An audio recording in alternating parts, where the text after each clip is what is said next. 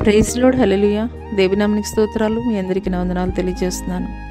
ఈ దినం కొరకు దేవుడు సిద్ధపరిచినటువంటి మాటలు, ప్రియ సహోదరి సహోదరుడా, అనేక సార్లు మన జీవితాల్లో మన చిత్తము మన ఆలోచన ప్రకారం మన జీవితాల్లో జరిగించబడాలని దేవుని సన్నిధిలో అడిగే వారంగా ఉంటాం, దేవుని సన్నిధిలో ప్రార్థించే వారంగా ఉంటాం.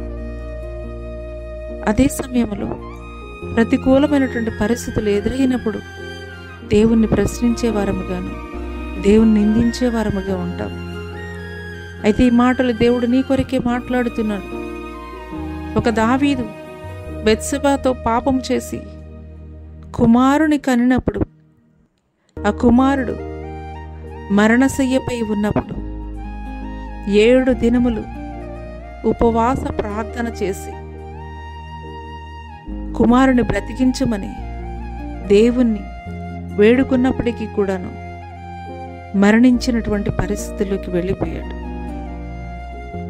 అయితే అదే బెత్షెబా కుమారుడైనటువంటి సొలొమోనుని ఆయన చిత్త ప్రకారం దావీదు తర్వాత రాజుగా నియమించాడు, గొప్ప జ్ఞానం ఇచ్చాడు, ఆయన మందిరం నిర్మించడానికి అనుమతించాడు.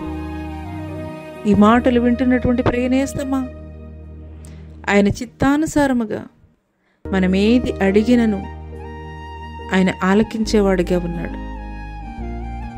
ఈ మాటలు దేవుడు నా కొరకే మాట్లాడుతున్నారని నీవు నమ్మి విశ్వసించినట్లయితే ఇప్పుడే మోకరించి దేవుని అడుగు. దేవా, నా జీవితంలో నా చిత్తం కాదయ్యా, నా ఆలోచన కాదయ్యా, నా ప్రణాళిక కాదయ్యా, నీ చిత్తము మాత్రమే జరిగించబడాలయ్యా, నీ ఆలోచన మాత్రమే నా జీవితంలో నెరవేర్చబడాలయ్యా.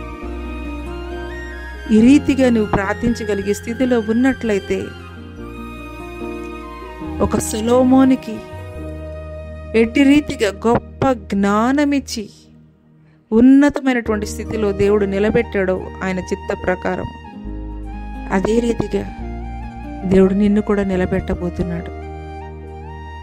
అట్టి కృప దేవుడు నీకు దయచేయనుగాక. ఆమేన్. Subscribe to my channel. Subscribe for more content.